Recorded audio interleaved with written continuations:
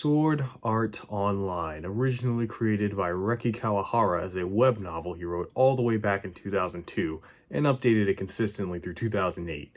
Then in 2009 it began as a light novel series under the Dengeki Bunko imprint, and it eventually received an anime adaptation by Studio A1 Pictures in 2012, and the world never recovered. Throughout my years online as an anime fan, I have not seen an anime franchise having more polarized viewership than SAO. According to the internet, if you like SAO, you are a dumb 12-year-old who has never seen any other piece of media ever and lives such a sad life you have nothing better to do than harass people online who insult your waifu to-dos. And if you don't like Sword Art Online, then you are an elitist snob who only watches things to hate them because you feel no emotion anymore and live such a sad life. You go online only to hate things to feel better about your shit life. But really, the only conclusion we can draw from this is we're all sad. Personally, I've never seen a single episode of SAO. I don't know, it just never appealed to me. By the time it came out, I was on a big shonen anime kick, so I just never really watched it. But I most definitely heard about it. If you were an anime fan in the mid-2010s, it was impossible to not hear about Sword Art Online. And despite hearing all these opinions over the years, I never got a definitive answer from fans or haters on what the show is actually like.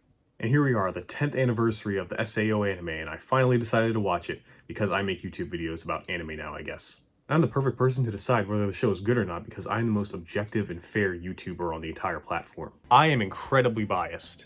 And don't worry, by the end of this whole series or whatever it turned into, my decision isn't going to be, it's fine, I don't really care, but if you like it, it's alright. And like, nah, I don't do that middle of the road bullshit here. By the end of this, me and I hope you will have a definitive answer on how good this show actually is. With all that out of the way, let's finally watch this show and determine the suck of SAO. Or the good, I'm staying open. Our story begins in the year 2022. Is this meta? No one got vaccinated, so they spend all day indoors playing VR MMOs, and the newest one being released is Sword Art Online. Everyone showed up at their local EB Games and bought the collector's edition day one. One of these people is Kitagaya Kazuto, more commonly known by his Xbox Live gamer tag, Kirito. He and 10,000 other people log into the game day one with their nerve gears. Gonna be honest, not entirely sure how it works, just know it's one of those super advanced technology things that hacks your brain and makes the game feel realistic, and it's probably explained better in the light novels. Also, only 10,000 people on the first day of an MMO? That's fucking sad. Inside this already dead game, we find out Protagonist was one of the beta testers, and another player named Klein somehow recognizes this by seeing how he runs, and Protagonist shows him the ropes of the world. The goal of this game is to clear all the floors of Aincrad, the giant tower at the center of the world. There are 100 floors in total, and all the players must work together to clear them. After a long grinding session, Klein tries to log out, but sees the button is gone. Soon, all the players are gathered around the starting town, and the creator of SAO, Kayaba Akihiko, shows up and, as the gamers say, they got jabaited. And all the players are trapped in the game. The only way out is to clear all 100 floors. Also, he turned off continues, so if you lose all your health, the nerve gear will emit some kind of neural wave or something and kill you. It will also do that if someone tries to forcibly remove it.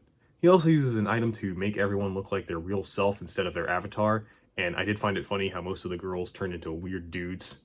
What kind of fucking loser pretends to be a girl in an MMO just to get free items? This scene, by the way, of Kayaba telling them all this is like 11 minutes. It's the entire last half of the episode. It's very boring.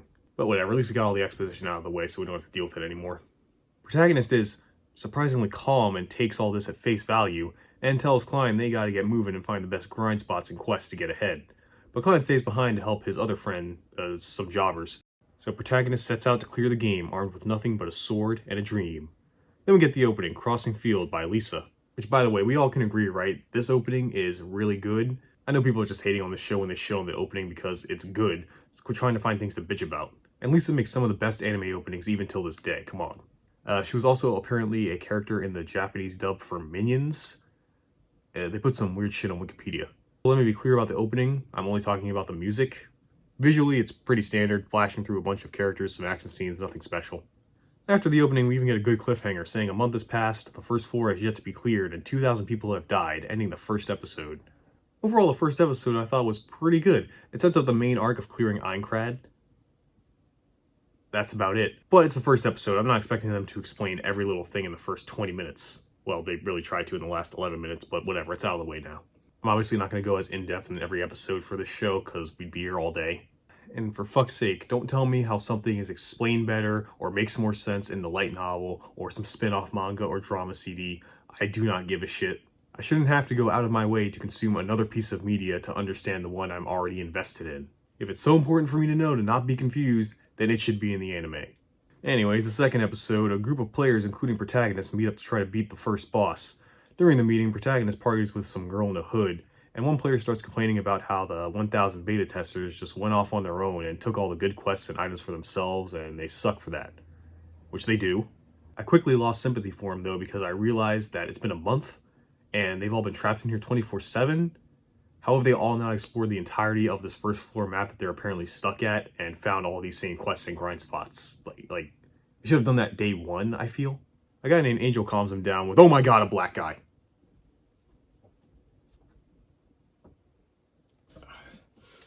Oh god. Sorry, that scared the shit out of me.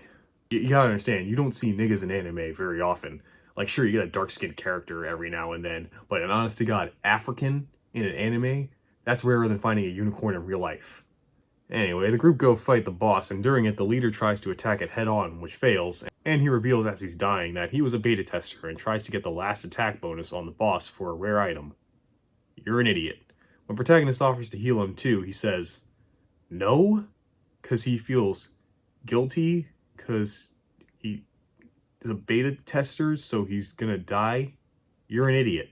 Protagonist and his partner, now revealed to be a kawaii anime girl named Asuna, take out the boss, and that guy from before freaks out about the beta testers again. Protagonist remembers the dying words of that other guy, I don't, and decides to play the villain, saying he cheated, which is how he knew about the boss's new attack, because he's a beta tester and a cheater, so he gets the nickname, I swear I'm not making this up, it's in the show. His nickname is Beater. Well, considering he's so good at this game, would some consider him to be a master beater? Wife asked protagonist what that was about. Oh, no, instead she asked how he knew her name and never looked in the corner of her eye to see the party window that shows all the members of your party. You're an idiot. And protagonist fucks off. End of episode 2. Okay, I know I just said I wasn't going to go in depth on episodes, but we're going to pause here for a second, because I have a lot of questions. First off, why did protagonist and the beta testers hide information? They are all trapped and haven't been able to log out for a month, and to beat the bosses you have to work with other players. What advantage do you get by hiding information? 2. How the hell has it taken, from what I can assume are a bunch of gamer nerds, an entire month to beat the first boss in an MMO? That they are in 24/7. Now, I play some MMOs, and I can tell you that whenever a new update comes out with new locations, new bosses, all that, players beat that shit within the first hour. Like, and considering they're all still on the first floor, what have they been doing? Just sitting around? Have they not been fighting monsters, grinding? They must have at least gotten over the shock of what's happened to them, right? Like, what have they been doing? Seriously. 3. Why the fuck, when your life is at risk, did beta tester go for that last attack bonus? Because again, I'm someone that plays games. I can tell you that an item you get, no matter how rare it is, at the beginning of the game is going to be irrelevant really fast, so it shouldn't even be worth it. If he's a beta tester, he should know this. Also, why risk your life for something so stupid like a last attack bonus? That's something you do in Mario Party. 4. Why did protagonist act like a villain? Why not say, hey guys, beta testers are not so useful anymore because the natural way games work, surprisingly, is they change stuff after the beta build because, you know, it's a beta. But I guess if he didn't do that, he wouldn't be a cool loner, I guess. 5. Why do they eat in this world? What's the point of that? Do they get buffs or something? Does this game have a hunger system? If they don't eat, do they die from hunger? Is it a psychological thing? Just being able to taste food helps cope with the situation? 6. Why was wife wearing a hood? I mean, yeah, I know why they did it, so they can get that cool shot of protagonist seeing her face for the first time, and it can be all epic. But like, in universe, why was she wearing it?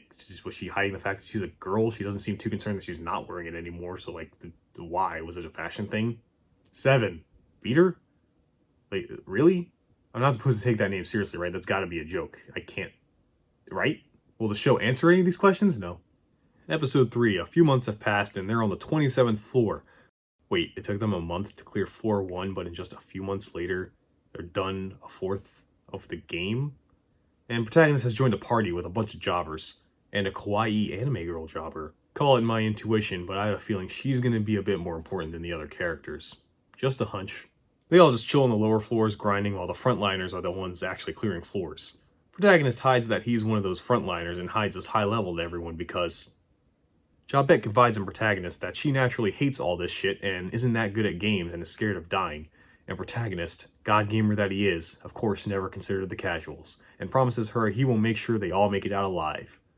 So of course they all die horrible deaths when they stupidly go to a higher floor in Aincrad with overleveled enemies. Oh come on, Black Swordsman, you knew you said that death flag. It then cuts to Christmas? 49th floor? Okay, is this game really hard or really easy? I can't tell. It takes them 1 month to clear one floor, but after a year they're about halfway done the game. What's the difficulty spike here? I'm not following. Protagonist gets some news from an information broker about an item that can revive players that have been killed, and he wants it to revive Jabet. Fuck those other guys, I guess. They're not cute.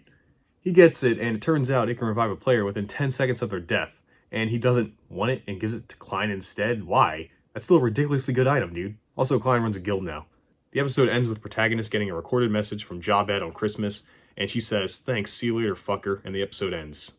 Big sad. Episode 4 is whatever. It introduces the concept of players killing other players in a criminal system, which is kinda neat. Wait, why commit crimes here?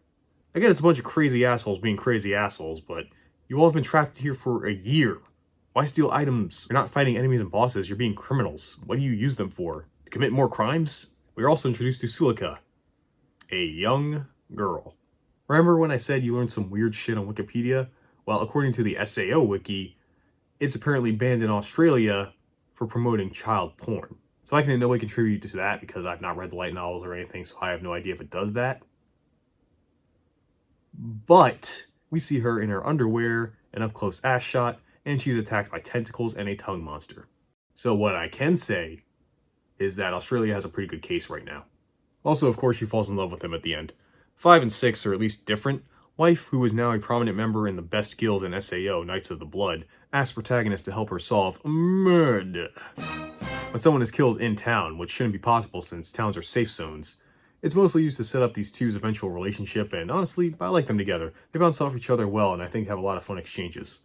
I'm not going to explain the whole mystery, just know some of the people involved are part of Laughing Coffin, a guild of crazy assholes that just like murdering people, because they're crazy assholes. In the next episode, a new character, Elizabeth, is introduced as a blacksmith who joins Protagonist on a quest to make him a new sword, which, of course, by the end of it, she falls in love with him. It's at least better than the Lolly episode because Elizabeth and Protagonist have some chemistry. Also, I don't know why, but Protagonist acts like a jokey asshole in this episode, and I kinda love it. I wish he was like this all the time. He literally tells Elizabeth he was born different. Get fucking wrecked. The next episode is mostly more relationship building with Protagonist and wife, and the two decide to make a party. But one of her guild members is being a creepy stalker asshole, and wife tells him to fuck off. Oh no, wait, Protagonist tells her to stay back, and he'll handle it, and the two of them fight to determine wife's actions. That's right, Asuna. Let these two men decide for you by measuring dicks. You have no autonomy. In episode 9, they make it to the boss of the 74th floor along with Klein and some army guys. They're kinda irrelevant. The boss proves too strong and Protagonist reveals his super special dual-wielding skill, a skill that is not listed among learnable skills, as it just appeared in his menu one day. Then why'd you never mention it? Several people died before you even whipped it out. Later, when wife wants some time off from the guild to team up with Protagonist, the leader of the guild, Heathcliff, says they can't let her leave since she's the second in command. Wife tells them if they aren't fighting, they obviously don't need her. Oh, never mind. Heathcliff decides for her that if Protagonist beats him in a duel, he will allow it. That's right, Asuna. You have no autonomy. Let these two men fight to decide your future for you. Surprising me, Protagonist loses, and he's forced to join the Knights of the Blood. He goes on a training mission with wife Stalker from a couple episodes ago and some jobber, when Stalker reveals he laced their water with paralysis stuffs and is a member of Laughing Coffin, the murder guild. He kills Jobber and slowly kills Protagonist, but wife shows up to save the day. And then she beats his oh no, Stalker gets the upper hand and Protagonist, I guess, just loses paralysis with sheer force of will and kills Stalker. Speaking of later, I guess murder got them in the mood, and Protagonist proposes to wife, and the two fuck, and get leave from the Knights to go on a honeymoon. Wait, how come they're allowed to leave in this situation, but not when they just wanted to be in a party? While on their honeymoon, during some admittedly cute moments, they find a lost girl in the woods who has amnesia and begins calling them Papa and Mama. This better not be another piece of evidence for Australia. Her name is Yui, and the two head to the first floor to see if anyone knows her. Okay, look, I'm not going to explain all the politics of this place we're only going to be in for a couple more episodes. Just know that there are these players who pretend like they're in an army, they're all assholes, because anybody that isn't a cute anime girl is either irrelevant or an asshole. Speaking of, they run into an unimportant anime girl who needs their help to save a player trapped in a dungeon. While there, they run into a super boss that almost kills them, but Yui regains her memories and uses hacks to beat it. Turns out she's an AI built to monitor SAO and the players and help with their mental state. Man, she really sucks at her job. She only monitored hate, rage, depression, usual emotions to have post-2020, so nothing strange there. Until, of course, Protagonist and wife here are the only people that are actually happy. because they fuck it.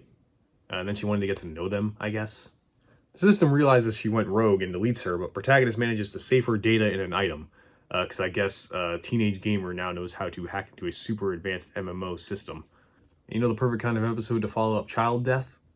A lighthearted comedy about fishing. Seriously, the first half of the next episode is an entirely different anime. It's a lot more lighthearted, there are a lot of jokes and what I can only describe as meme faces. It feels really off. I mean, I liked it, it was entertaining, but it just felt completely out of place considering what has come before it. And I'm proven right, because the second half is back to business when the couple goes back to the front lines to fight the boss of the 75th floor. The boss is a skeleton from a PS2 game, and through much trial and error, they beat it. This brings us to episode 14, the last episode of the arc. After the fight, protagonist, through some expert Sherlock Holmes detective work, deduces that Heathcliff is in fact Kayaba Akihiko, the mastermind, and he's also the boss of the 100th floor. Oh, that's why he lost the duel against him, not because there's actually someone stronger than protagonist, but because he cheated. Great. For figuring this out, Akihiko paralyzes everyone and gives protagonist one chance. If he beats him, the game's over, but if not, well, you know. Again, surprisingly, protagonist loses and is about to die. The wife sacrifices herself to save him and says, "See you later, fucker." I mean, Akihiko still kills protagonist because, you know, he'd still do that. But then, honestly, I don't know what happens. He kills protagonist, but somehow while protagonist is dying, he stabs Kayaba through sheer force of will while he's fading. But he's dead. I don't know, man. Is this awesome to SAO fans? I was just confused. Protagonist is reunited with wife in a purgatory, and along with Akihiko, they watch Aincrad fall. And when they ask him, why the fuck did he do all of this? A massive killing game, murdering and kidnapping thousands of people. His answer is, I don't remember. Fuck off. Protagonist and wife kiss as the game logs them out, promising they will find each other in the real world. The arc ends with protagonist waking up in the hospital bed and going off to find wife. Nice definitive ending, halfway through the first season. And while this is the midpoint of the first season, it is the end of the first arc, so I'll give my thoughts on it now. Now, if you couldn't tell by my recap, I thought it had a lot of problems, but I wouldn't say it's bad. I thought it started off strong, like about up here, and then it just slowly started going down, but then it kind of stabilized when it was in the middle and just kind of stayed there until the end. So technical stuff, voice acting, animation, music, I think they're all fine. Music may be a little too generic for me, but I think they're all okay. No major complaints with any of them. Assume they're all fine from here on out until I say otherwise. Since we're only halfway through the season, I'll save character stuff until we reach the end of it. Alright, so let's talk about the thing that everyone talks about with this show, the writing.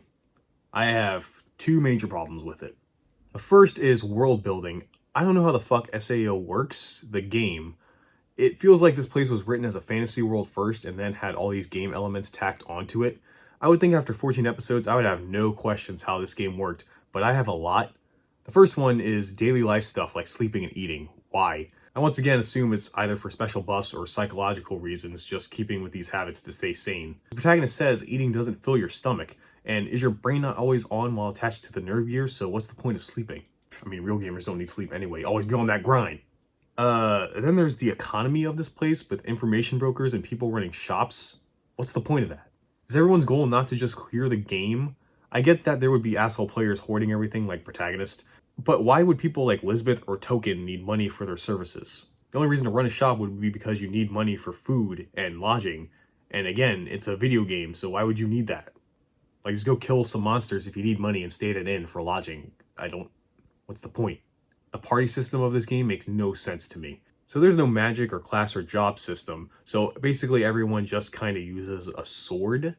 So what they do is they have this switching system where, again, I'm not exactly sure how it works. One person attacks the monster, and then when they switch with another character, they also start attacking the monster in the same way because they all have swords, so it's the exact same thing. Except when it comes to floor bosses, they're all kind of attacking it at once, so then what's the point of even partying in that situation? Partying up is sort of irrelevant when everyone has the same skill set and access to the same skills. This is why you need classes like tanks, healers, support, DPS, to have a reason for people to group up because they offer a variety of skills. Here, everyone is essentially DPS, which is weird, because if players are supposed to work together, how can they do that if they all have to attack individually? The last thing that makes absolutely no sense to me is the level up system. What I don't get is after 2 years of playing this game, How is everyone not the max level with the max stats? If you're worried about dying, all you need to do is grind out the enemies that die the quickest and give the most EXP without risking your own life, which would usually be the beginning enemies like the boars. You know, it's like that South Park episode on World of Warcraft. Dude, boars are only worth 2 experience points apiece. Do you know how many we would have to kill to get up 30 levels? 65,340,285. Which should take us 7 weeks, 5 days, 13 hours, and 20 minutes, giving ourselves 3 hours a night to sleep. I feel like all this would be mitigated if it weren't for the fact that they are trapped in here 24/7 and it is a life or death situation. Be on that grind, my guy. The second thing that kind of ruined this for me was the pacing. Every episode, or sometimes in the same episode, we skip ahead several months constantly. Like by the end of episode 3, we've pretty much gone a full year, and then we don't really go another year until episode 11. Not to mention the random one-off stories like the one with Lolly and Liz just come out of nowhere and kill any momentum the series was starting. And it's weird that it takes them so long because it feels like they're trying to get out of Aincrad as fast as possible. The writer, not the characters. And I think it's kind of a shame and also kind of a dumb move to get out of Aincrad as fast as possible, considering 2 years pass and there's 100 floors. That's like hundreds of different stories you can tell off of them alone. It's kind of weird. Not to mention the thing the series is named after, Sword Art Online, is basically out of the show now. It's going to be brought up and mentioned here or there in future episodes. But yeah, the thing the show is named after is no longer in the show. That's just kind of weird. And don't worry, commenters, I am aware of Sword Art Online Progressive, the light novel series also written by Reki Kawahara, that goes into more detail on each of the individual floors of Aincrad and all the characters' experiences in them. And I can tell you with absolute certainty, I will never read it. Some other things that kind of annoyed me were the fact that protagonist was so overpowered, I never felt any tension in the fights, how exposition is always given in one location, usually in a restaurant for like half an episode's length. However, I was willing to look past some of those flaws as there were several things in the show that did keep me interested. Like, the fight scenes did entertain me. They're not the best choreographed or animated, far from it. But I do like how stupidly over the top they are for what's actually going on. Protagonist often makes this big warrior, Xena warrior princess yell, and he makes the best faces while doing it. I just found that hilarious. And I was interested in the concept of Aincrad. I mean, a huge tower of 100 floors, each one being different, a new environment for the characters to explore. That's fucking interesting. My favorite, ironically, is from the worst episode. Like, it's a death game, but Kayaba, for some reason, an entire floor that's these nice fields of flowers. It comes off very passive-aggressive to me. I kind of like it. I do also like some characters, like Liz. I think she has some good bits in her episode. Klein and Token, while not having any screen time, I do like them. Even some of the side one-off characters I enjoyed watching, like that one girl's ass in that murder mystery episode. Fuck Yui, though. I don't like her. She's annoying. And I know she's going to come back, but I wish she stayed deleted. And of course, the thing that kept a lot of us watching, we all know it's the best part of the show. It's the relationship between protagonist and wife. I mean, I don't have a lot to say about their relationship. They just are cute together. I don't know. I really like watching them. The scenes when they're on their honeymoon, he's like carrying her on his shoulders. Like, that's fucking adorable. Made me kind of jealous, like unreasonably jealous. Also, I believe the anime is also showing that they have a sexually active relationship. I mean, that would assume so. They're in a cabin all by themselves. They sleep in the same bed. And I mean, if they are, that's kind of neat that an anime is actually showing that, considering, you know, most of them consider kissing to be the ultimate sin. For me, I consider myself to not like a show that I'm watching when I do that thing where I check every now and then to see when the episode's ending, because clearly I don't want to keep watching it. And I didn't really do that for this part of the season. I really only did it to pause so I can take notes. So yeah, despite some what I call major flaws, I overall enjoyed my time watching the show. And so far, after this first arc, I declare Sword Art Online to be, alright, it's nothing special, but it's watchable.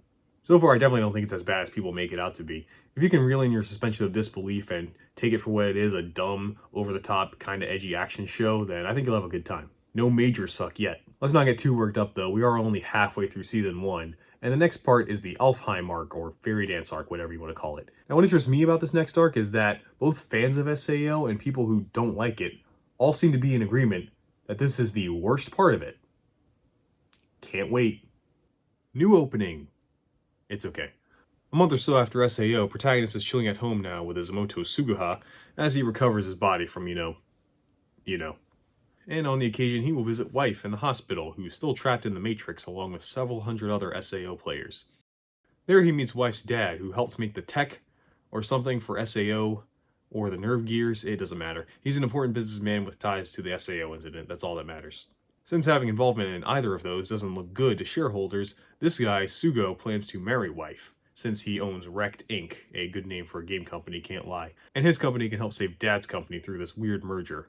When Wife's dad leaves, Sugo wastes no time revealing to protagonist he is a creepy, evil asshole and begins molesting an unconscious wife and tells protagonist to fuck off because he's the only one keeping her alive at this point, since his company is still keeping the SAO servers active and will marry. Okay, so I don't know much about the marriage laws in my own country, let alone Japan, but how is this legal? How do you marry someone who's in a coma that can't consent? I mean, I don't know if it is legal. If it is, maybe it shouldn't be. Protagonist is depressed because in the real world you can't just impale a guy with a sword and call it a day. Until he gets an email with a picture of Wife? Turns out it was from Token. Oh yeah, I forgot about him. Who says he got it from some players in a different VR MMO called Alfheim Online. The picture was taken in-game at the top of the World Tree, the endgame location. Also, yes, after the SAO incident, people are still playing VR MMOs. If that happened in real life, I'd personally put down the controller for a second and take up chess or something. Protagonist notices the game was made by Get Wrecked, so Pedophile might be responsible, so he goes in the game to find out what's happening. Token joins him knowing the situation. Oh, no. Klein. No. Liz. No, he just goes in alone. Okay. In there, he realizes all of his stats and items from SAO have somehow transferred to this game, including that item he made containing Yui's data. And she's back. And she's a pixie now. Yay. Oh, calm down, Australia. It's not that bad. No, Daddy, that's annoying. Anime was a mistake. All of this is possible because Alfheim was made from remnants of the servers of SAO, and all of Protagonist's data was in his nerve gear. Okay, I believe it.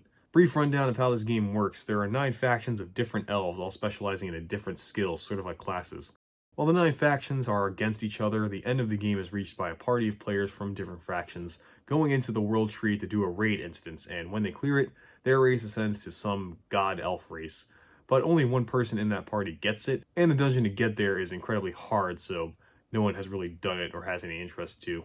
Protagonist runs into another elf named Lifa, who is a different race, so after some brief racism, he saves her from some goons and she explains all the mechanics of the game, like flying, this game's special feature, magic, which SAO lacked, and all that stuff I just told you.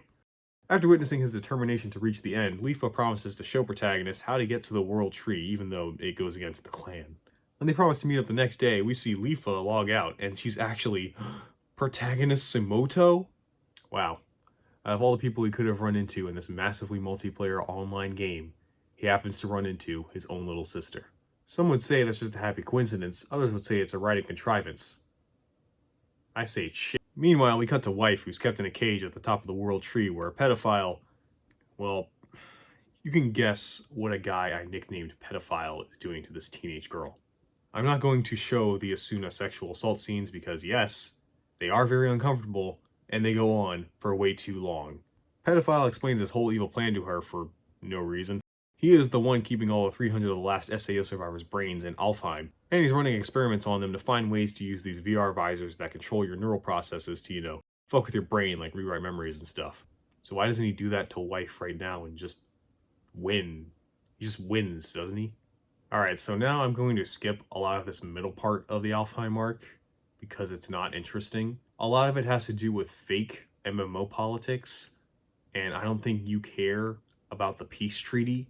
I know I didn't care. There's also no tension in any of the fight scenes that happen because, this isn't like SAO where dying meant dying. Like, there's this fight scene between protagonist and some guys on a bridge, and I'm like, who cares? What does any of this matter? He dies, he has to wait like a minute or something to respawn. Oh no. Also, in some instances, like this one, wouldn't losing be faster, technically? I mean, Wife's gonna be married off in a couple days, man. You don't have time to deal with these jobbers. You got a clock.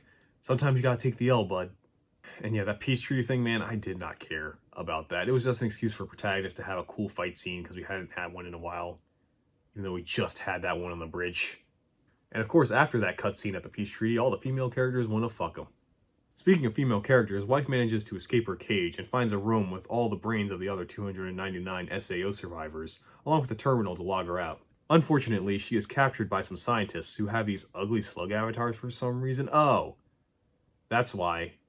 It's so they can have a tentacle grape scene. Because remember, if you're a male character in SAO, and you're not a protagonist. You're either a grapist or irrelevant. Also, YouTube, I said grape. Grape, like the grapist.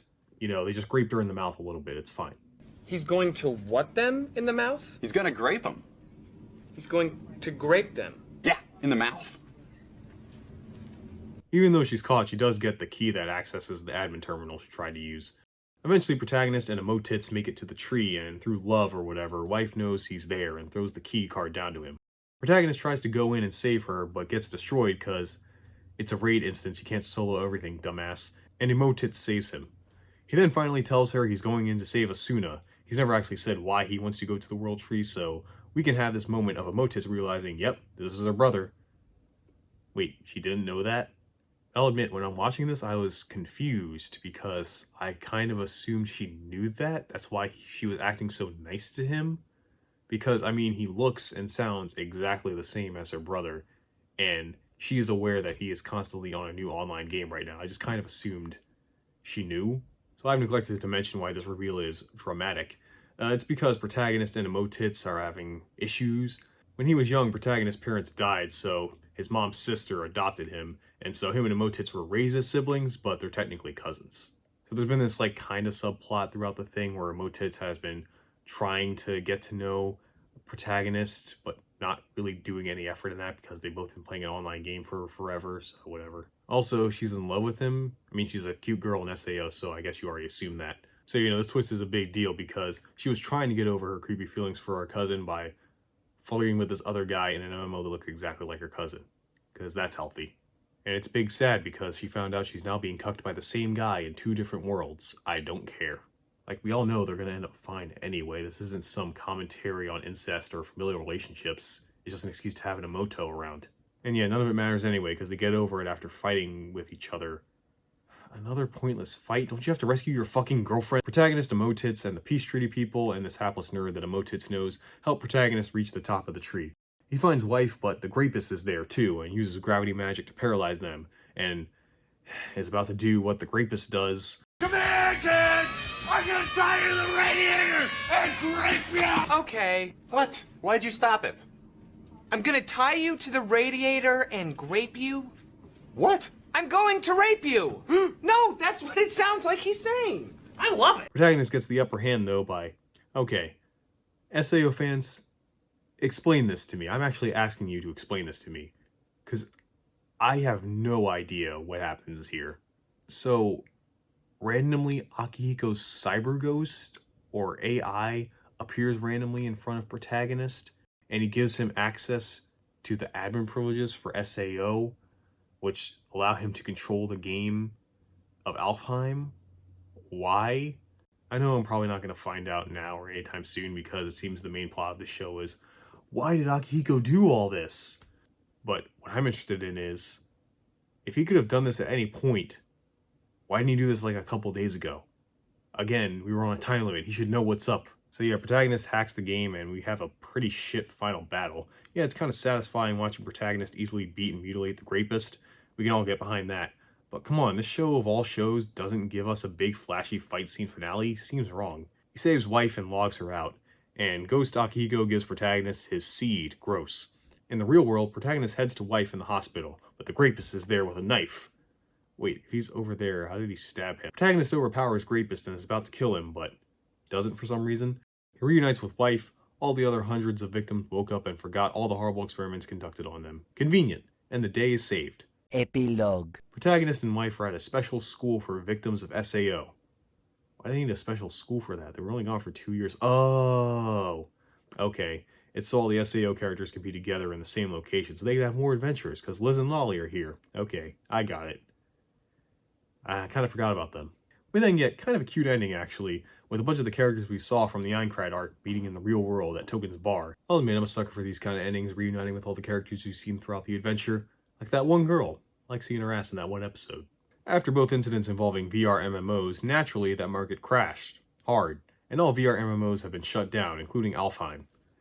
Except the seed from earlier had a bunch of servers that fans are now using to keep playing their favorite MMOs, including Alfheim. And in Alfheim, a copy of Aincrad is made as well. And protagonist says he's going to beat all 100 floors this time, as all the characters from the 2 seasons fly toward it with him and emo tits. How is the main area of the death game getting revived with a good ending? Definitely wasn't as good as the first half, but I don't think it was anywhere near the worst. Don't get me wrong, it is bad and at times unbearable, but I've seen worse anime. One reason I think I didn't mind it as much was that I did like the motivation for the story, which was saving wife. I still like protagonist and wife as a couple, and I did want to see him save her. Of course, the big downside to it is wife, who was the best female character and was constantly stated to be on par with protagonist in SAO, is reduced to a damsel in distress. Yeah, she escapes once, but she almost gets raped while it happens, finds a card key, which its only use is to open a door. I feel like Yui could have done that. She's like a program, right? A part of SAO. I don't think that was really necessary. So yeah, compared to last season, she got nerfed hard. So while I did kind of like that aspect of it, getting there was not very interesting. So to kind of reiterate some of the points I said before, fight scenes hold no weight now. Since it's a regular MMO, there are no consequences for losing. I don't care about this world at all because it's an MMO world. None of the politics or world building matter because it's not the real world. It's a game in an anime. None of this actually matters to me. Also, I do not care about this drama with protagonist and emotits. Yeah, it sucks for her. No one told her growing up the difference between familial and romantic love. But I don't care, girl. Get over it. I will say, as far as the actual MMO, I was following it more than I could say for SAO. The factions in Endgame make no sense, but I mean the guy who made it did that intentionally, because he didn't want anyone to beat it, so I guess that gets a pass from me. And it had that episode that I wanted in SAO where a character, being Emotits, exposits how the game works to protagonists, so we, as the audience, also learn while he's learning. That's how you do some good exposition right there. I mean, yeah, it takes place again at an inn with them sitting down in one location and talking for like 10 minutes, but I know about flight and its limitations, magic and its limitations. That's the important thing. I know the limitations of the mechanics in this game. I'm not asking why can't they do this or how come they can't do that, because I know why. And it's not like they went super in depth or anything, like I'm not an expert in this and I don't want to be, but I know just enough so that I don't have any questions. Don't get me wrong though, this game is kind of stupid and not interesting. I don't know why anyone would play it. But you know, I don't need to understand why people would play it, I just need to understand how they play it. Rest of it, who cares? Time to finally talk about the characters now. 90% of these guys are fodder. Most male characters are either like Klein or Token, meaning irrelevant, or they're an evil asshole. In terms of antagonists, there's Akihiko. Can I even talk about him if I don't know his motivations? I'm going to say no. The Grapist is just a crazy asshole. That's it. There's no subtlety with this guy. He's insane. He enjoys others' pain and misery and feeling like he's always on top. He's designed to be the worst piece of shit, so it's supposed to feel really good when I eventually kill him and save my waifus. I mean when protagonist kills them. And yeah, that's what I meant. So far, it seems like most female characters in this show are either fodder for protagonist's harem, or they're there to be molested or murdered. The only two I'm going to talk about because they actually have stuff to do in the seasons are Asuna and Suguha. Suguha, that's Emotits if you're not keeping up. I already touched it on her a bit. I know she wishes protagonist did that instead, but I'll go over her again. Now, does she have anything beyond her incest crush? No. I didn't bring it up, but this show really wants you to jerk off to her. There is a reason I emphasize her breast size in her nickname, because the show does it. Whenever she's shown in the real world, there are so many shots sexualizing her, whether she's undressing or bathing or sleeping. It's set up like an ecchi anime. I'm supposed to be turned on by it. Now let me be clear, I'm a straight male, so I generally have no problems at all with fan service in anime. My problem with it here is I don't get why I'm being shown it. Usually shots like that happen because another character, usually protagonist, is checking the girl out, but protagonist makes it clear he does not want to fuck his sister cousin. And a lot of these shots happen when she's alone, almost framed like we, the viewer, are basically spying on her while she's changing or bathing, and it makes it come off as creepy. Now I hear from both the haters and the likers of SAO that wife is the best character in this show. And yeah, I guess by default. She was cool in Aincrad because she actually had the goal to clear the game. She even says every day in SAO it is a day you lose in the real world. The fact she was active in pursuing protagonists was refreshing since you don't often see the badass girl flirting and having an actual mature relationship. Of course, all that comes crashing down in Alfheim for obvious reasons. I don't know, man, I can't get behind her like I'm Sugo or something. I feel like after she gets married to protagonist, she just kind of turns into all the other girls where her only personality is being with protagonist. Speaking of Kirito... oh boy, here we go. Okay, look, this show tries really hard to make this guy the coolest motherfucker ever. I can totally see why people would think that. There were times where I was watching it and I was like, man, I bet some people think this is badass. And look, I get it, protagonist fans. I'm a Sonic fan, so I know what it's like thinking a character is the coolest fucking thing ever when the rest of the internet shits on them and tells them your opinion sucks and you should feel bad for liking them. Now, I wouldn't say I hate him, I just don't find him interesting. He's really boring. Personally, I kind of put him on the same pedestal as a harem protagonist. I guess he kind of is one. You know, no one cares about the dude in harem anime. They're only there so all the cute girls can be in one place and we can see them naked. They're so bland, they're more of a plot device than a character. Protagonist is like that to me. He only exists to do cool shit and get all the girls in one place so we can stare at him. I'm fine with an overpowered protagonist, but I'm never impressed by how overpowered he is because of how lame and incompetent they make everyone else. Like, if you really want me to think this guy is cool, then have him go up against other characters that are cool. Everyone else he goes up against is either some weird, crazy asshole that's obviously not going to be as good as him, or, yeah, that's it. The only time he ever struggles in a fight was because the other guy had some cheap shit, like a sword you can't block sometimes, or if the guy literally made the game he's playing and they only win because they use cheat codes. And he only beats those guys through some kind of deus ex machina, not because of his actual skill or coming up with some clever solution. And his personality changes so much, I guess to make it easier for the viewer to identify with him. Like, sometimes he's a brooding loner, other times he's a sarcastic asshole, sometimes he's epic, other times he's an awkward teenager, and sometimes he's the smoothest motherfucker. And the changes in his personality don't feel very natural. Whenever he says something, it feels like he's not saying it. It's just a different version of him that is saying it because that's necessary for the scene for him to say it. Like, whenever he would say something, I never felt like, oh yeah, that's definitely a protagonist line right there. It was more like, yeah, that is what a protagonist would say in this situation. His development, I feel, fell flat as well. In Aincrad, a majority of his hangups are about how he couldn't save Jobet and the rest, so that's why he's such a loner.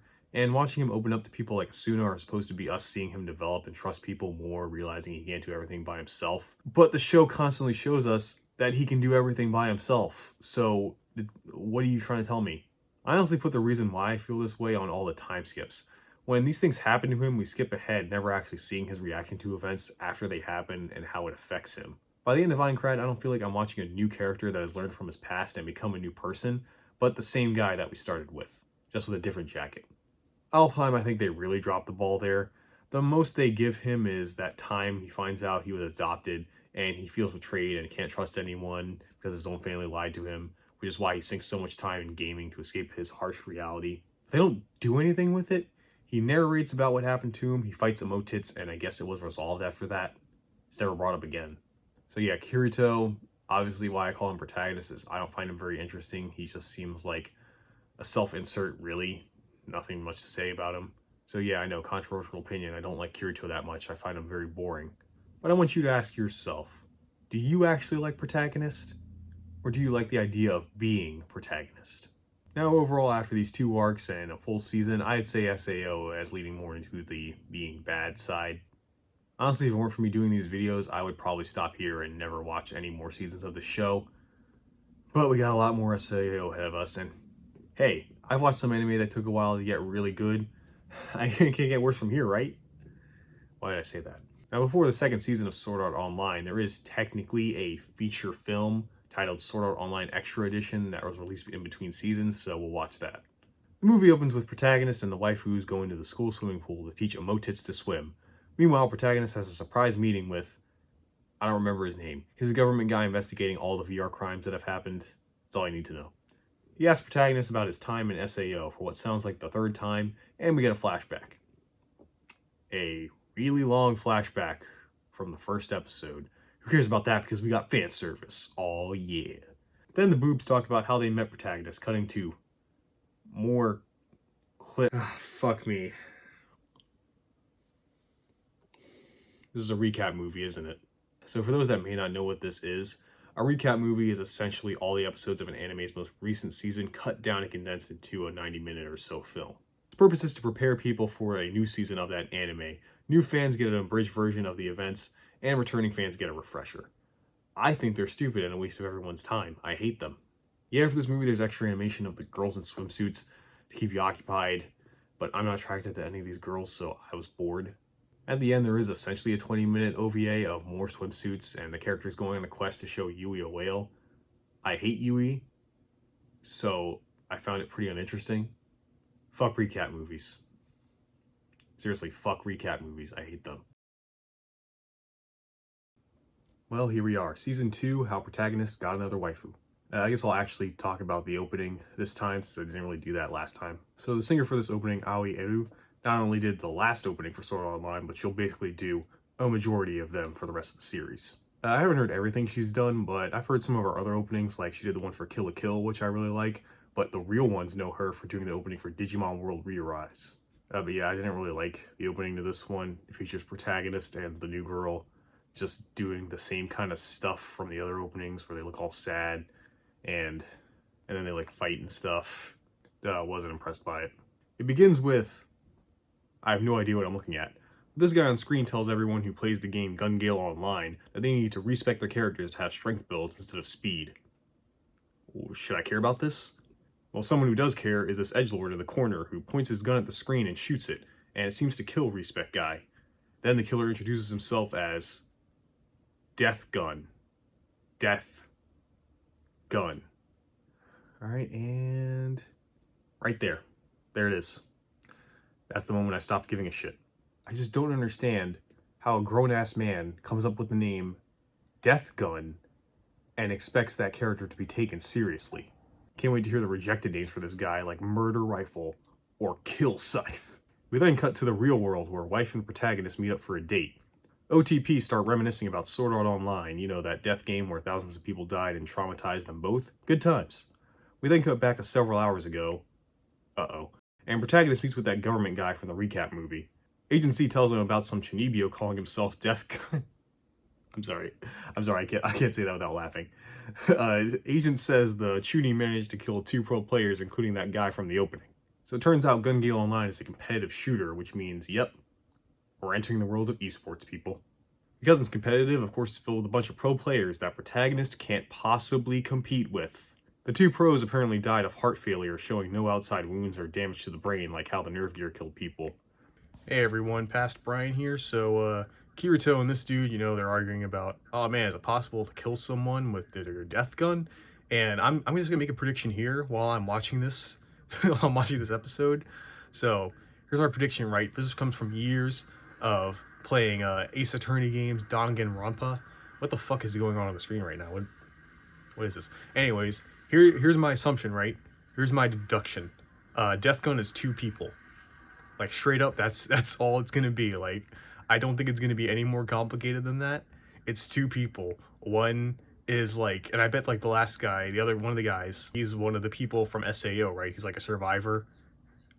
Or maybe he's one of like the people who worked for, what's his face, the creepy asshole from last season or something. It's 2 people, one of them's that guy, the other one's gonna be like probably some new character they're gonna introduce later. Maybe it's this guy, actually. Might be this guy, since he's pretty new. But that's my prediction. It's 2 people, one is from SAO, the other is like some new guy like this guy.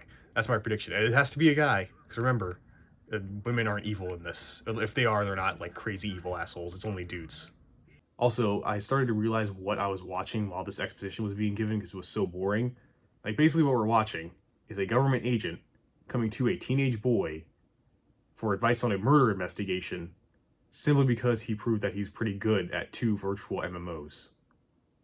G-Person asks protagonist to go undercover in this game to figure out if Chunin actually has death powers. Why him? No, seriously, I want to know. Why are you getting this guy? I know he's like God Gamer, he cleared SAO or whatever, but I feel like this could be easily solved by just having you guys contact the devs and like getting his name from the servers and finding his information or whatever. Like, you're the government, you can do that, can't you? The excuse they use in the show is that, oh, Gungale's an American company, so we can't get in contact with them, even though they use Japanese servers. And also, it's not the 1950s. Don't you have a cell phone or a computer? It's not that hard to talk to people across the world these days. Like, what are you talking about?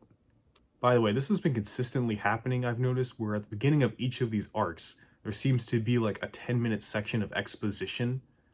I don't understand why it keeps happening, but it needs to stop because it's very boring. The first episode of these things should, like, you know, get me excited, get me into what's happening, but it's usually just 2 people sitting down and talking, or standing around and talking. It's not very interesting. Anyway, protagonist says he'll think about it. We're then introduced to the new waifu this season, or more importantly, her ass. This is Sinon, and her ass is an important character trait. It will come up again. We see Ashshot has joined up with a bunch of other players to ambush some other pro players for points or whatever, and this grown-ass man hits on her knowing she's a student while the camera pans over her legs and breasts. While ambushing them, Ashshot sees one guy through her sniper scope whip out a minigun and starts smiling, and she says he must be strong because he has the will to smile on the battlefield. Or, you know, he's smiling because he's playing a video game. Because video games are fun. Most people smile when they're having fun. But she is really adamant to kill this guy, so much so we spend all of episode 2 on this. It's not very interesting, mainly because I don't know why she wants to do this, or who any of these people are, so I don't know why I should care. The next episode, we see Ashshot has some hang-up on guns, even though she plays a gun game, and we meet her friend, Friend-kun, and they expose to each other in a cafe. Okay, hold up, new prediction now. This guy right here, this guy that Sinon has been talking with, he's one of the guys. Remember I said it was 2 people, B and Death Gun? This guy's one of them. Why? Because one, he's a relatively good-looking young male character that's actually nice and seems to have actual, like, nice well-being thoughts for, you know, a female character, which only Kirito is allowed to do as far as I've seen in the show. Remember, every other dude is either stupid or like just irrelevant like Klein or Adriel, or they're an evil asshole. This guy's an evil asshole, plus he says, look, my family runs a hospital after all. He uses, they fucking drug these people, I swear to God, because they were like, oh, people's hearts stopped, and we don't know why. It's some sort of undetectable drug from their hospital. This guy's a part of it. His like dad or brother or something was a survivor of SAO or whatever. He's probably from that fucking murder guild, and he joins him. Boom, case closed. I solved it.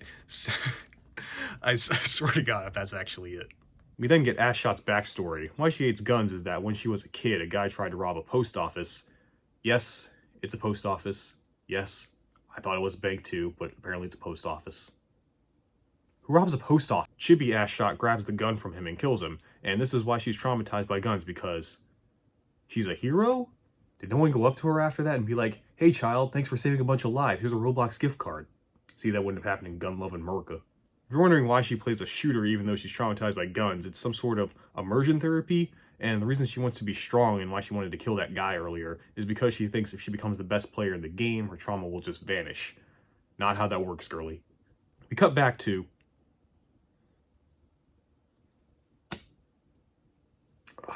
hasn't even been 30 seconds since we've seen these characters in this season, and we get immediate tentacles. It hurts. Protagonist agrees to get information on if the Chuny can actually kill, and he goes to a hospital under watch by the government where an older nurse starts molesting him.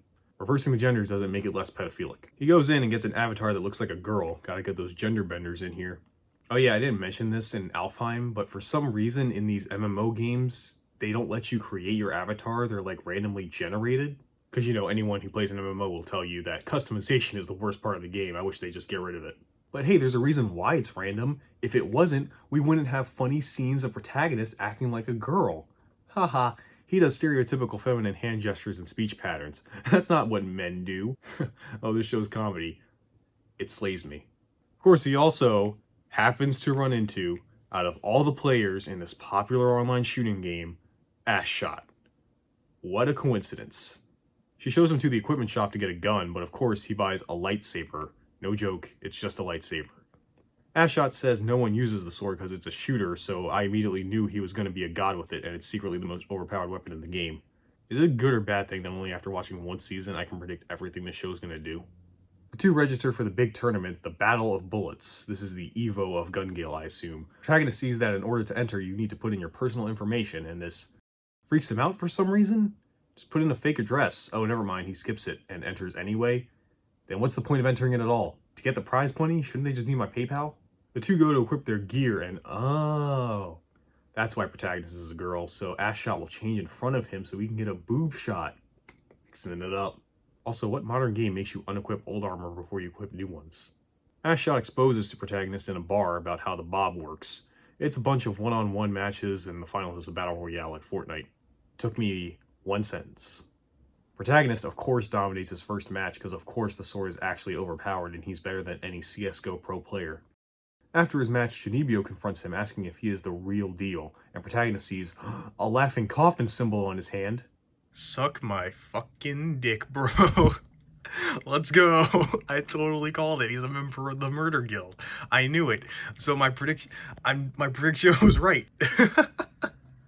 That's the I'm in this show's head already, man. I know everything they're gonna do before they do it. I fucking knew it. Also, how did he even get that tattoo? I thought you couldn't customize your avatar.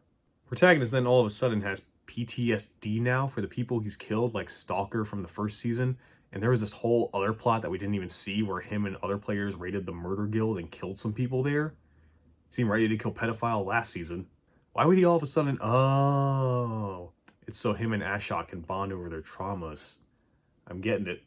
In the finals for the qualifiers, of course they fight each other, but Ashot just can't shoot him because he reminds her of her own weakness. I'm gonna throw up. They have a shoot-off to determine why I'm even bothering. Protagonist beats her, of course, and holds her sensually for like a decade, and she resigns. The two make it to the finals anyway.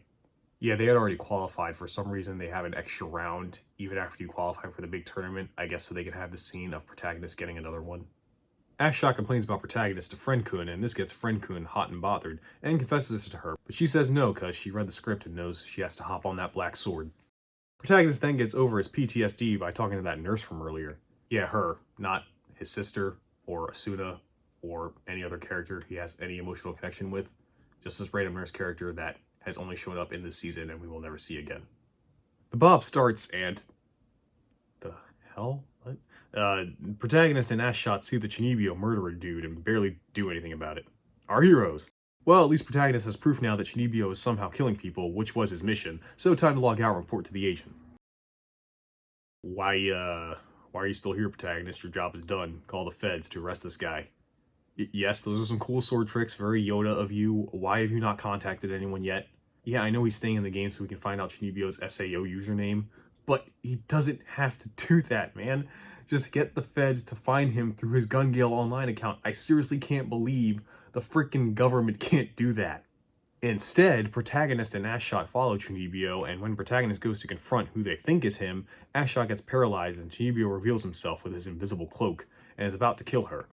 She then sees the actual death gun is the exact same make and model as the gun she killed that robber with. What a coincidence. Of course, Protagonist saves her, but when making their escape, Ashot can't fire her gun anymore, but of course with the power of Protagonist, he helps her do it, and the two escape into a cave. We then spend an entire episode and a half, roughly 30 minutes, in this cave, with the two talking about their traumas. They get over it, then Protagonist, after staring at Ashot's butt, seriously, starts figuring out the mystery like some kind of Danganronpa protagonist. And it's all the stuff I already figured out about Chunibyo being two weebs and one kills them in-game and the other outside the game. What I couldn't have predicted is they do that by Chunibyo using his invisibility cloak to spy on people who enter their personal information in that terminal from earlier. That's how they find out where they live. First off, why does every other pro player in this game not use that invisibility cloak if it's this crazy good item that makes you undetectable? For a season that's really hung up on this game's meta, I really don't understand the meta. And you expect me to believe a game company would let a screen where you enter sensitive personal information be viewable by other people who are just standing nearby in a video game? That just wouldn't fly. There would be lawsuits up the ass after that. Like, I don't even think we're in the realm of suspension of disbelief anymore. That's just stupid. No one would do that. It's stupid. Anyways, yeah, two killers. You know what that means. Since he was going to kill Ashot, there's currently a murderer standing over her unconscious body. Gross. Protagonist goes to fight the Chunibyo and manages to remember the old screen name he used in SAO. Like it matters. Protagonist, of course, wins, and Ashot tells him her address so he can check on her when they log out. She blows him and her up, so they can both win the BOB. How is that allowed? Ashot wakes up and finds the murderer is gone, and then Friend-kun shows up and attacks her and starts attempting to grape her, because of course, can't go one season without attempted grape. Are you back on this rape thing again? Why was he gonna tie them to a radiator? That's how he grapes people. That's what he does. No! He's the grapist. The Grapist? That's his name? The Grapist! Classic! Of course, Protagonist shows up to save her with a bunch of government guys behind him to, oh. No, well, with the police. No one? Wife was at the hospital he was diving at. Did she follow him? Of course not. Grapus couldn't stab protagonist with drugs, but he's saved by... It hurts. It actually hurts. Epilogue. The arc ends with protagonist, wife, and Liz introducing Ashshot to one of those post office workers she saved, and her daughter, who she was preggers with at the time, to show Ashshot, see, murder can be justifiable.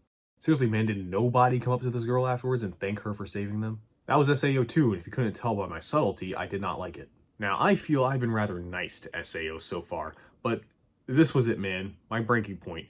Gungale Arc sucked. The thing is, Alfheim had more stuff I disliked in it, like all the Grapus scenes, and then there was just a meandering in the middle. But Gungale was just so boring. One thing that was laid on thick here was the exposition dumps. So many scenes of characters in a restaurant or a cafe explaining things. Yeah, I said this happened a couple times last season, but there just wasn't this much of it. Here it happens every other episode. So much of the show is just people explaining shit. I think that's one of the detriments of jumping MMOs every arc. Every time we need to have some long explanation about how the game works, its stats, weapons, levels, which is weird because they didn't do that in SAO. They just told the story and mentioned that stuff in passing like we're already supposed to know. I guess the writers heard my criticism and decided to double down on explaining things. Thanks for taking criticism. You can stop now. I find the story so uninteresting as well. This mystery was not a mystery. I obviously figured it out in a minute while drunk, and there's no tension in any part of the story up until the climax. Now, I will give credit where credit is due. I was admittedly interested in the climax. It was interesting because there was actual stakes with a murderer possibly being over Ashshot. There were actual consequences for failing. Haven't had that in a while. Speaking of Ashshot, her story makes no sense. I get being traumatized killing someone as a child, but did no one seriously tell her what she did was not that terrible to try to help her through it? I mean, she saved people. Did her mom not say anything? And oh my god, her whole development revolves around protagonist. She constantly talks about how strong he is and how she wants to be just like him. It's like, why are we putting this guy on such a big pedestal? He's just good at MMOs. That's literally the only thing this guy has done. I get it. He's badass. You want me to think he's the coolest guy ever? Fine, we had all of last season for that. You don't need this character constantly telling me about how cool he is and how strong he is. It's really boring and really repetitive, and it just made me dislike him more. Seems like the fate of every prominent female character that's meant to stick around anyway is meant to be the most broken, lonely, misguided person ever, and only by the power of protagonist can they overcome their deal. And again, I want to be clear, I'm not calling her Ashshot just to be like, haha funny in a derogatory way or anything. I'm calling her that because there are so many fucking shots of them shoving her stanky butt in my face. There are multiple occasions where characters are just talking or whatever, and the camera will just pan down to Ashshot's butt for no reason, because I guess the director thought we'd be getting bored if we didn't see some girl's ass. Like, what? What is SAO? Is it an action show, an ecchi show? Like, what are you trying to do? I can't be invested in what's going on and jerk off at the same time. Better men than me can, but that's not something I can do.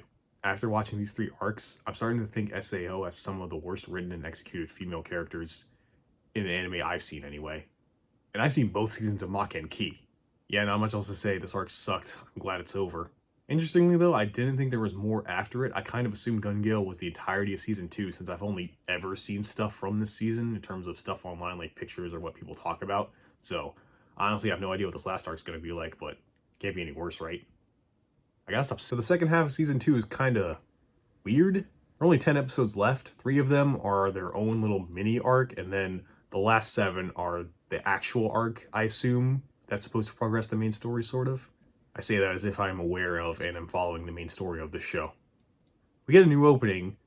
It's not that great right now, but trust me, it'll get better. I'll explain toward the end of this.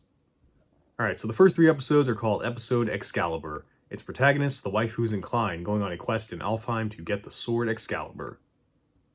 Who cares? It was during these 3 episodes where I realized, man, I really don't like any of these characters. But yeah, I don't really have a lot to say about it. It's just a boring 3-episode mini arc. I don't care. The real next arc is Mother's Rosario, and they actually changed the opening for it. That's kind of neat. It starts with protagonist and wife at Token's bar, and he tells them a new update to Alfheim is coming, which will add floors 21 to 30 in Aincrad. This is important to them because their honeymoon cabin from the first season was on floor 22. I thought this thing was born from like protagonist seed, and it was sort of like a dead MMO where it was just run by fan servers and all the content was already there. Who's updating this game? I feel like the person updating SAO should be watched. Anyway, the gang make it there, and wife and protagonist buy their house again. And yeah, I'm not made of stone. This was a good scene.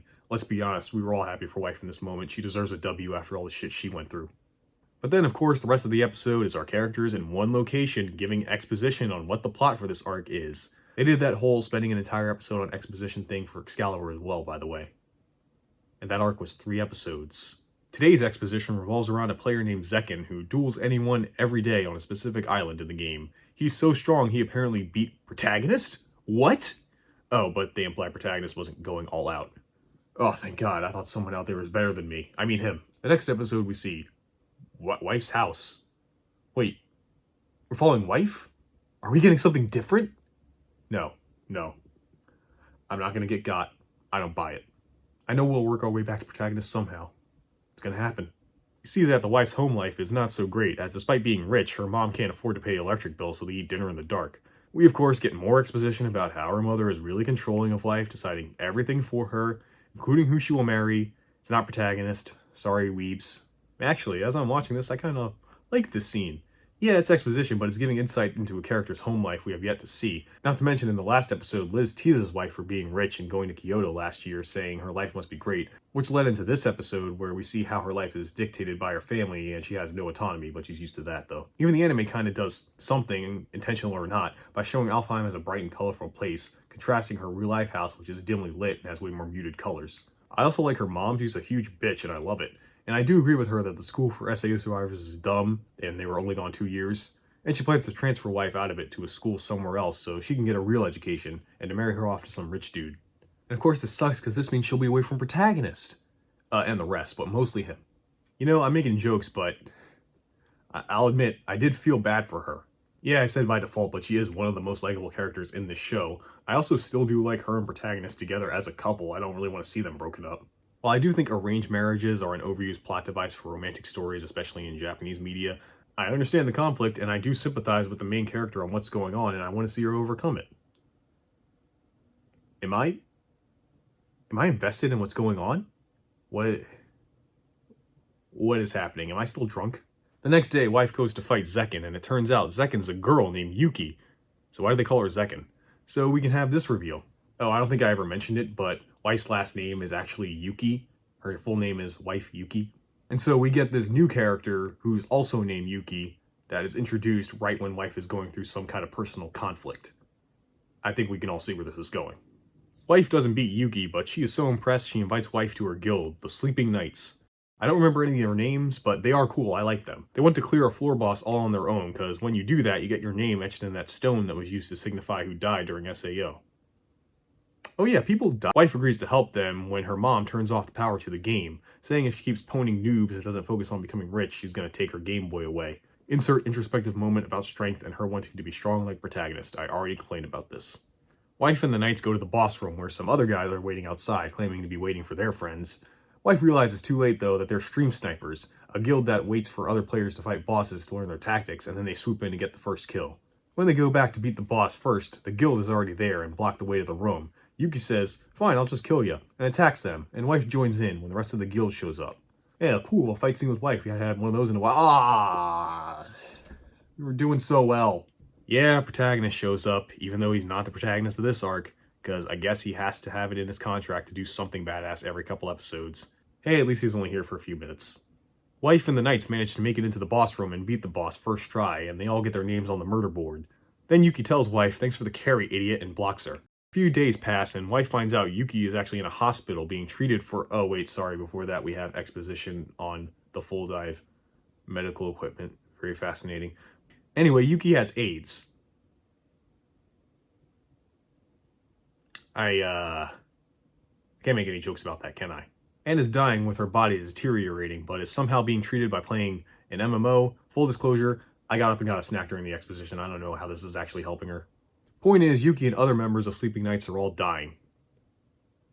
Oh, that's why they call themselves the Sleeping Knights. That's kind of fucked up. Wife meets Yuki in the game, and wife promises to help Yuki experience things she always wanted to, like going to school, using this camera thing Protagonist and his nerd squad were making for Yui. Wife uses it to take Yuki out of the town, and Yuki gives wife words of encouragement to get her to confront her mom. Sorry, I'm not used to female characters in the show coming to any conclusion in their own personal character arc without the power of Protagonist to lead them. Also, is this Is this the first time two female characters have been in a room together in this show and have not talked about how awesome protagonist is? I think so. It's been 40 episodes.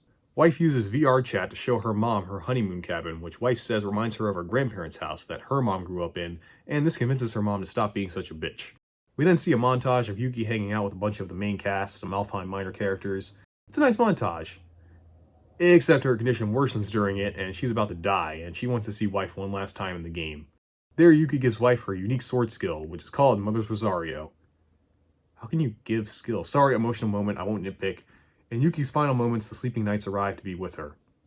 And protagonist and the hero. Then all of Alfheim. Okay, you're going a bit over the top with this. Yuki passes away. R.I.P.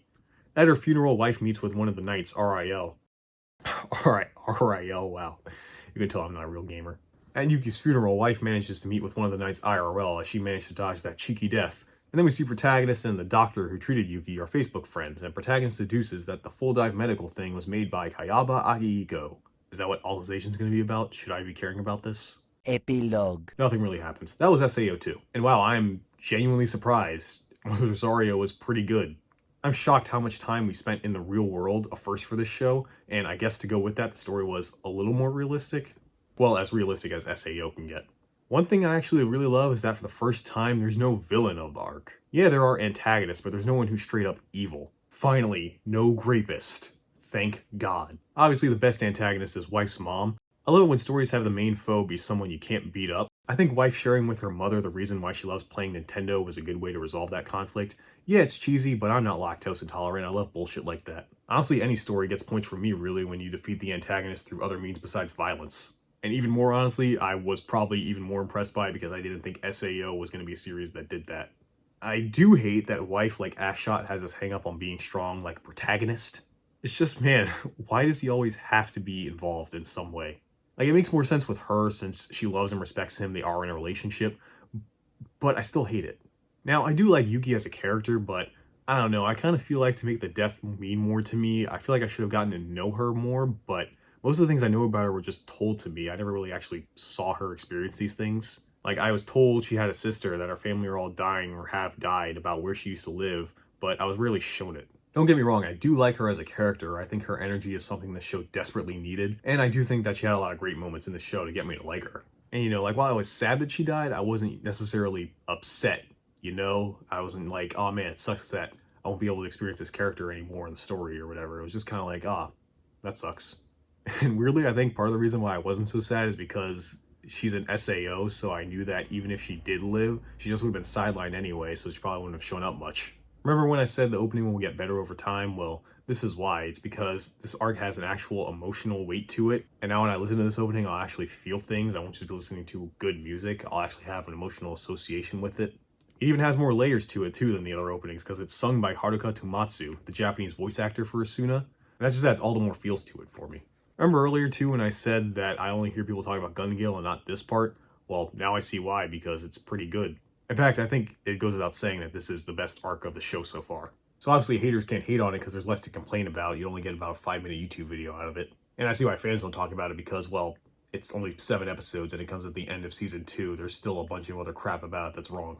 I was genuinely surprised though, because right after what I thought was the least interesting and worst arc, they have the best one, and let's just all forget about Excalibur. That didn't even happen. Now, while Mother Rosario was good, I don't think it bumps up SAO to be in the good territory. I think it's still pretty bad in my opinion. It's definitely not god-awful, the worst anime ever. I feel like it has way too many negatives to outweigh the positives, but I do see why people can like it, and I do see a good show in there. I don't know, maybe it can pull it out. I mean, again, I was surprised that Mother Rosario was pretty good. So maybe Reki Kawahara or the writers of the anime or somebody out there is actually learning and making a good show. Will it continue to ride this wave of pretty good? Join me next time when we look at some spin-offs of the series, some movies, and of course, Alicization in part 2, whenever I feel like making that.